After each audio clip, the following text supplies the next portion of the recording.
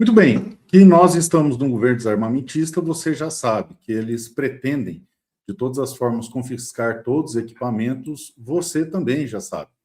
E eu estou fazendo uma série de vídeos falando sobre os requisitos que já existiam, que estavam colocados na lei, e que eles estão tendo um entendimento alterado. Só que esse entendimento está inovando na legislação, e isso é ilegal. Você não pode, nem por decreto, e olha que esse decreto criou um monte de normas novas, que vão muito além de regulamentar, mas mais ainda, você não pode, por instrução normativa ou portaria, ou ainda orientação de entendimento, criar obrigações que nunca existiram.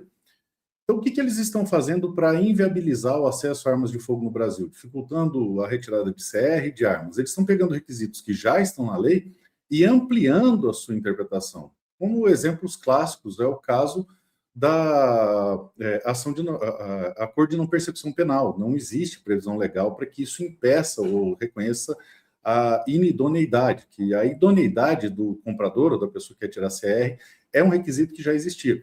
Mas a questão vai muito além, porque quando você coloca lá comprovar atividade lícita, é simplesmente comprovar que você faz algo que é lícito, não necessariamente que gere renda. E aí eles criaram a obrigação de você provar compatibilidade da renda, porque supostamente era para impedir o crime. Veja, isso fere o princípio da legalidade. O que ele diz, esse princípio? Que o órgão público ele não pode exigir de você algo que não está na lei simplesmente porque ele entende que é assim e ele quer. Já não basta o absurdo da tal da efetiva necessidade, que até hoje ninguém sabe o que quer dizer a tal da efetiva necessidade.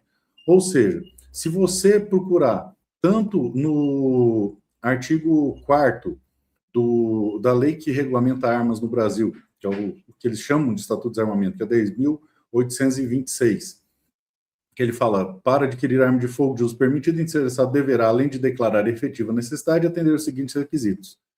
Comprovação de idoneidade.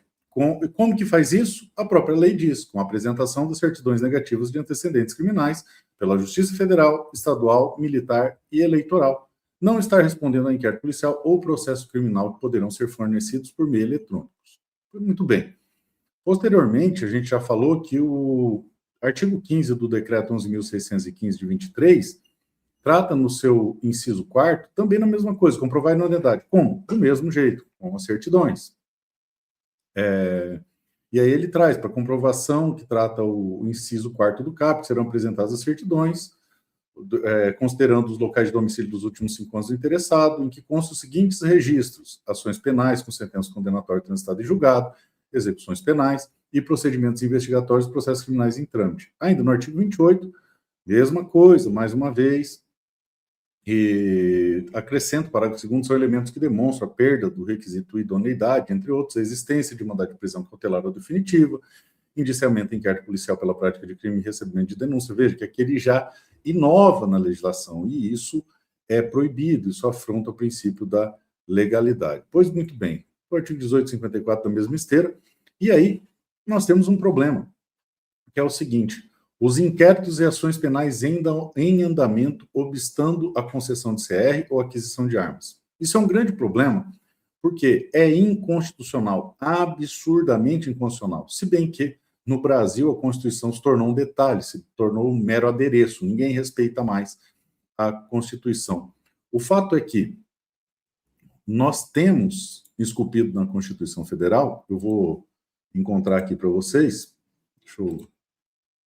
o princípio, deixa eu colocar aqui.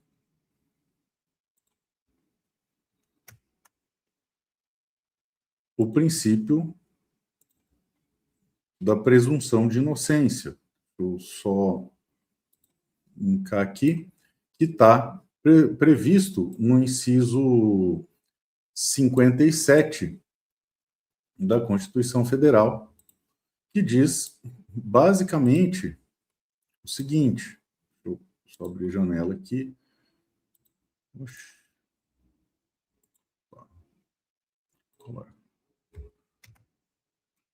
Que diz basicamente o seguinte,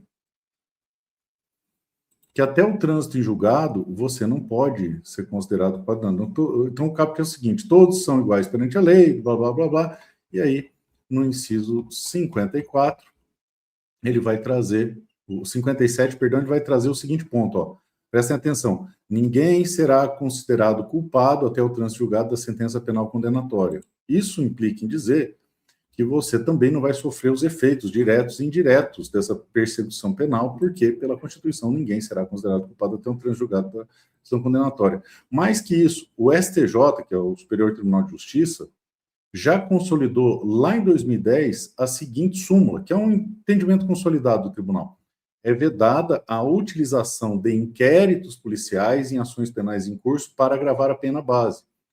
Isso significa que o juiz ele não pode considerar essas investigações ou processos em andamento como, por exemplo, maus antecedentes para aumentar a pena inicial do réu. Ou o entendimento ele vem proteger o inciso 57 o inciso 57 da Constituição Federal,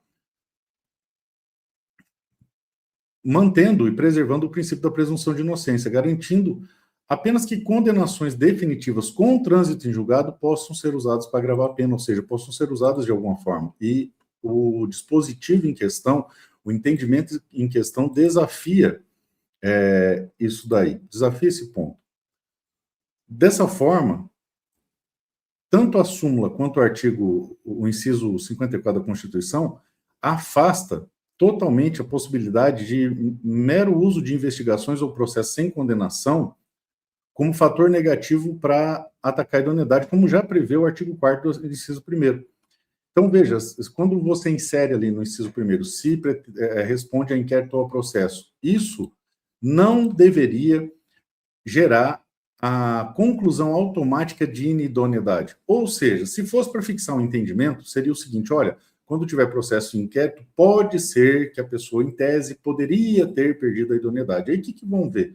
Os elementos do processo, os elementos do inquérito, até onde isso afeta a questão da aquisição de armas, porque a gente está vendo alguns absurdos, como, por exemplo, o sujeito está passando um defensivo e suspeita-se que esse defensivo caiu numa área com proteção ambiental. Não estou dizendo uma grande devastação, tipo, queimou a folha de uma árvore. Aí, se o órgão público toma consciência disso, ele vai ser autuado por crime ambiental, tá?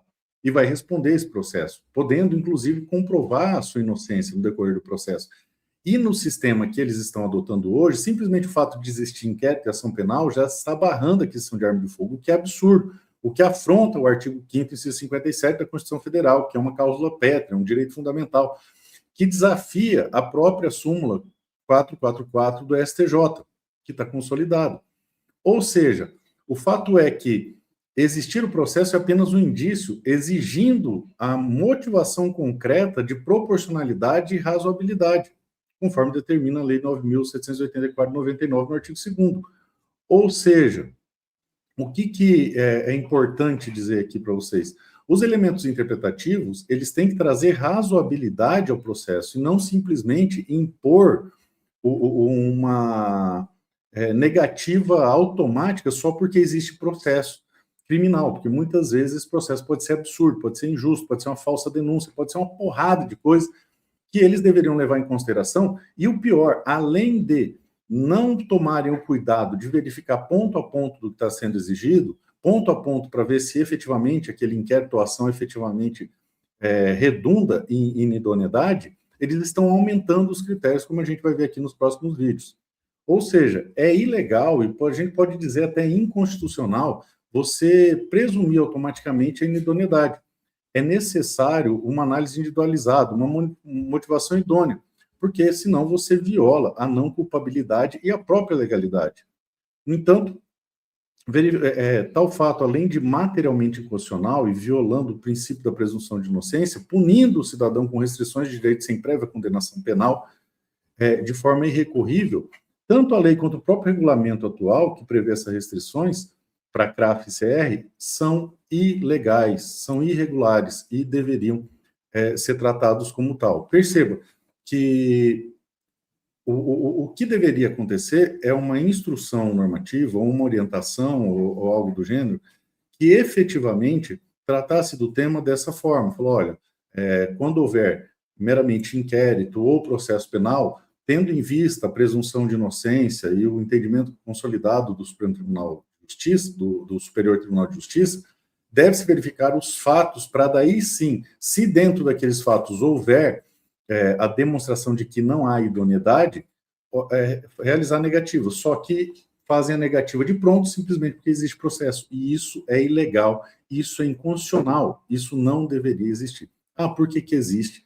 Porque além das restrições que são inconstitucionais, mas de alguma forma já estão na lei, a Polícia Federal tem ampliado as possibilidades, abrangendo elementos de interpretação. E nós temos que combater isso. Por que que isso acontece hoje? Volto a dizer, vou dar um spoiler para quem ainda não entendeu. Notícia bomba. O Lula, querendo ou não, sabe-se lá como, tornou-se presidente da República e eles têm como projeto de dominação, de usurpação do poder, de controle, de destruição do país, o desarmamento absoluto da população. E essas decisões, essas situações, esses pontos em específico vão ao encontro desse projeto de destruição do Brasil, de deixar o cidadão vulnerável, de restringir o seu direito à legítima defesa, o seu direito ao tiro esportivo e, principalmente, o seu direito à liberdade. É esse o ponto, é isso que a gente combate. Lembrando que esse tema ganhou a internet nas últimas semanas, a questão da idoneidade, as exigências absurdas que estão acontecendo, só que nós oficiamos no sentido de buscar alteração disso aí, já em outubro do ano passado. E mais que isso, a gente já fez algumas solicitações de convocação do próprio ministro da Justiça e de setores da Polícia Federal para poder esclarecer, porque isso é ilegal, isso é inconstitucional, e nós não podemos permitir que esses abusos continuem, tá certo? Como eu falei para vocês, nós já temos mais de 6 mil páginas de atividade legislativa exclusivamente fiscalizatória, buscando impedir esses requerimentos ilegais, essas exigências ilegais, e estão todos à disposição de quem quiser ver lá no nosso gabinete, tá? São mais de 6 mil páginas, e posso falar para vocês, sem medo de errar, com certeza absoluta, que todas, sem exceção, todas, volto a dizer, sem exceção, tá? Questões que vão para a internet, que o pessoal está reclamando de irregularidades que estão acontecendo, nós já oficiamos. Mas por que que você não divulga assim que feito o ofício? Por um motivo muito simples. Se nós divulgarmos o pedido de providência tão logo o ofício seja feito, não teremos o resultado pretendido. E eu vou mostrar para vocês só um pouco da relação de requerimentos que nós já fizemos. Se eu for ler aqui vai durar muito tempo, então se você quiser ir lendo um por um, vai pausando o vídeo, que é bastante coisa. Deixa eu colocar na tela aqui para vocês. Está nos shorts do meu canal, tá? É esse vídeo aqui, ó.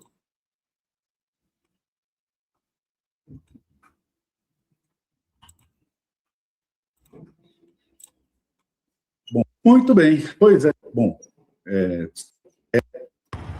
bom, esse aqui.